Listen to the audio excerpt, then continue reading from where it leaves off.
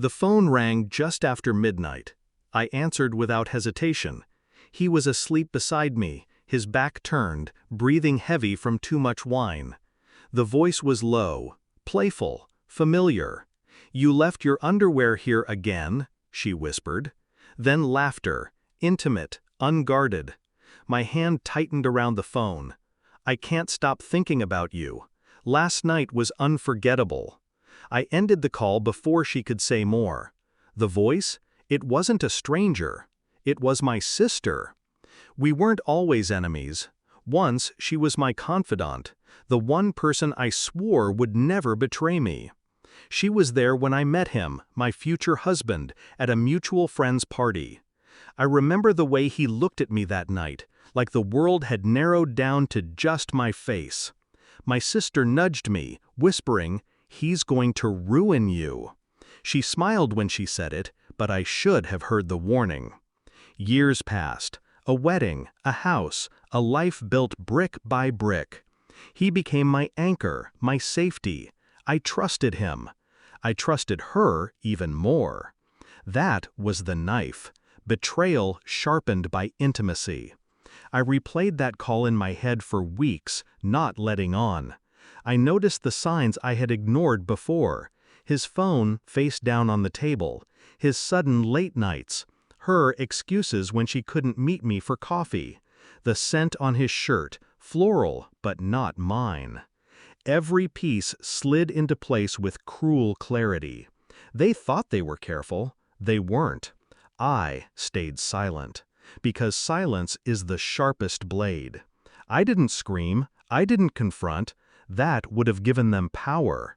No, I began planning, slowly, carefully. First, I secured myself.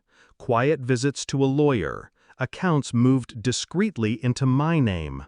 Every document copied, every asset traced. I became invisible in my preparation, a shadow inside my own life. Second, I gathered evidence, screenshots, bank statements, photos. His hotel receipts, her name appearing like a stain across them. Every piece cataloged, neat, clean, undeniable. Third, I set the stage.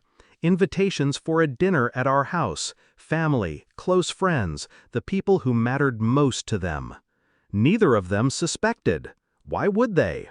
I smiled, cooked, kissed his cheek when he came home. She laughed with me on the phone, pretending nothing was wrong.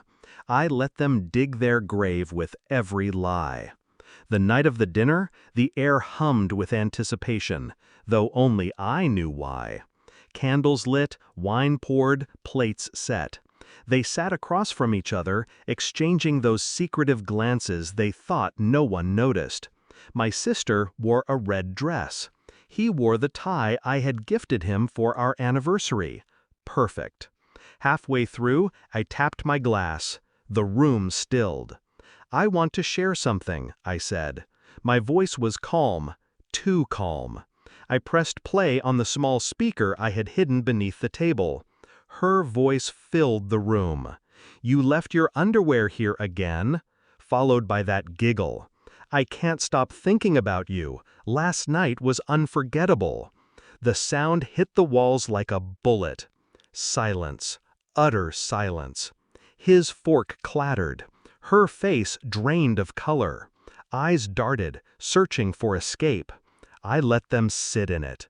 Let them feel the weight of exposure, the judgment of every pair of eyes around the table.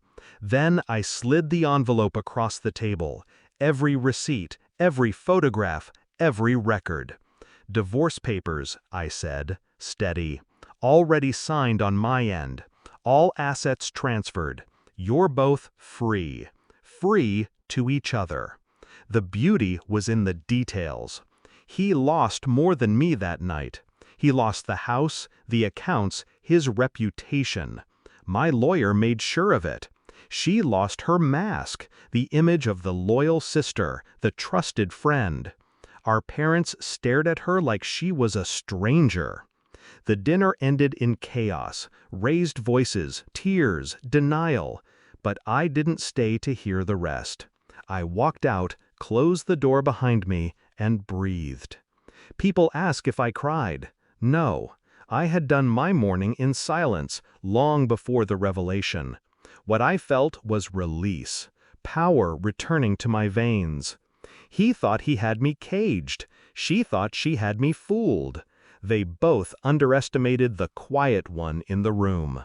And when you underestimate me, you hand me the knife.